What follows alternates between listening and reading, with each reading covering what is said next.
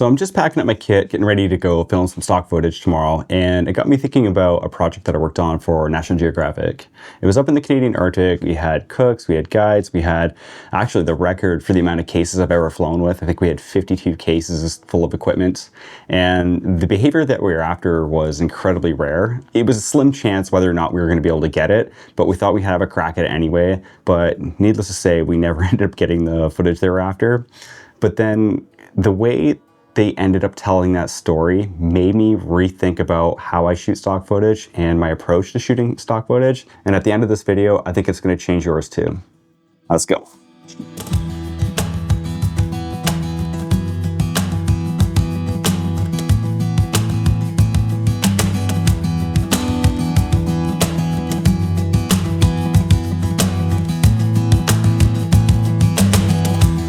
So I'm just getting to my location right now, and I'm looking for some coyotes. There are a couple in the marshlands just up ahead of me, so I'm gonna see if I can get a couple shots.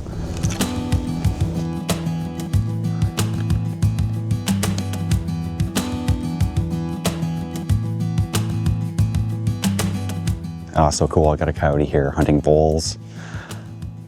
It's pounced on a few, but it's missed. Love to be able to get that shot today. So I can't actually tell you what series that was for because I'm still covered under an NDA, but we were up in the Canadian Arctic for about 3 weeks, and we were going after some incredibly rare behavior, and there was kind of a slim chance whether or not we were going to be able to get it. And after being there for 2 weeks, it was apparent that we were most likely not going to be able to get the footage thereafter. As really curious what they were going to end up doing with that story. We did get some footage, but it wasn't really enough to tell the whole story that they were looking for.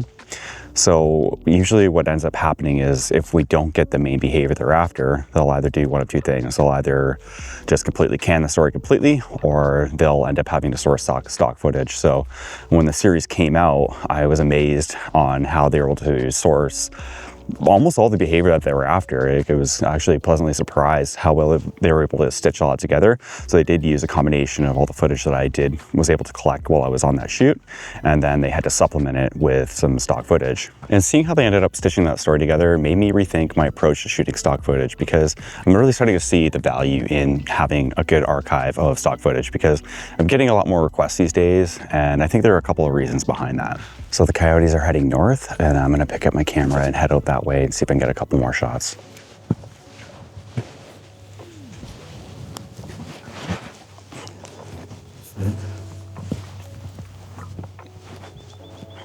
Now, there are a couple reasons why I think I'm getting more requests for stock footage. One being that the industry is quite slow right now, and instead of sending crews all the way around the world just to pick up a couple of shots, they'll reach out to their networks of people who might have footage to help tell their story. And another reason why is also because now that the industry is slower, wildlife behavior is completely unpredictable. So the only thing that is a guarantee is if they've actually shot this story before, and if they can source it with stock footage, it's a guarantee that they, have that part of the story they need. So it seems like they're reaching for stock footage more often and being able to tell the story that way.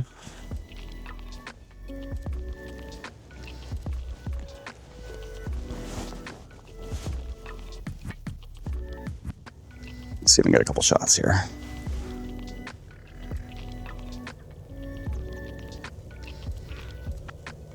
Oh, sweet.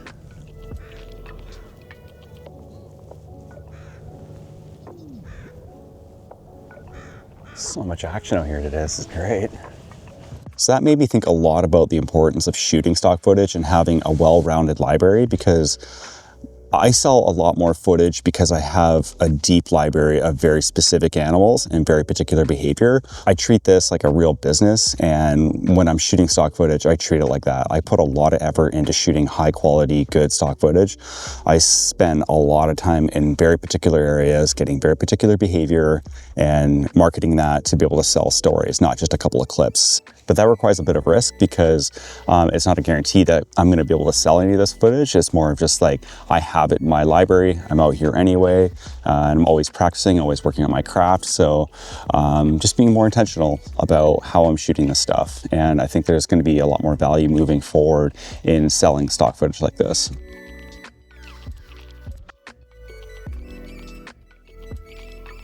So right now I have a couple coyotes in the area. What I'm trying to work on is trying to get wides and trying to get tights, trying to get details of the environment, because when a production is reaching out to me and they're looking for stock footage, I could show them a whole string out of a whole story, not just a couple clips.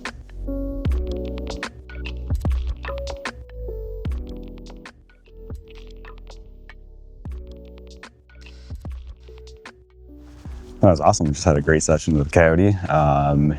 Just walked right by and just carried on. Wasn't disturbed by me, and I didn't disturb it. It was just a great little interaction.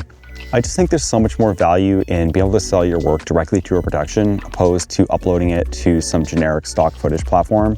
Wildlife filmmakers, we spend so much time getting this rare, hard to get behavior, and just to be able to clip it all out and upload it into some generic stock footage platform, I feel is like just such a waste of time when the platform takes a majority of the cut and they only pay out like 30–40%. That's just so not fair that we spent all this time in this field getting this rare, incredibly cool behavior only for them just to take a majority of the profits. It's just not a good way of doing business anymore. So that brings me to a project that myself and a few friends in the natural history world have been working on, and that's a new stock footage platform called DenSyte. And what DenSyte is a stock footage platform unlike anything else out there.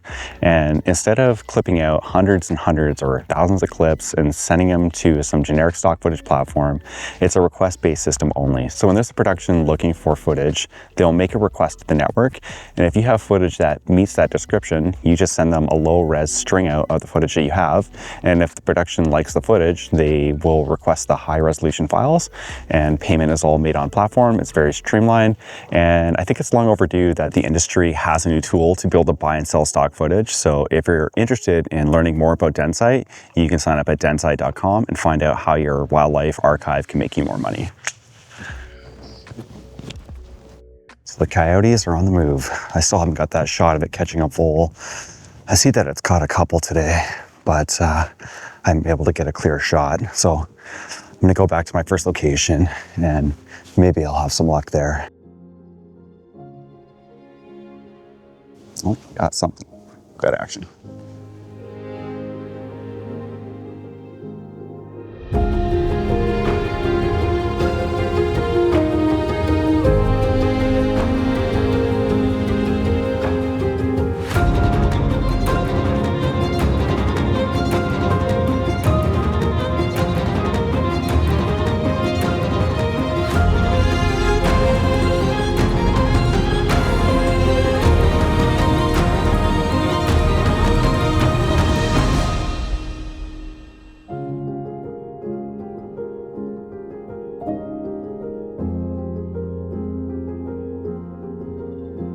So that's a wrap on my day and on this shoot. So if you have any questions, please leave a comment down below. I respond to as many as I possibly can, and we'll see you on the next one.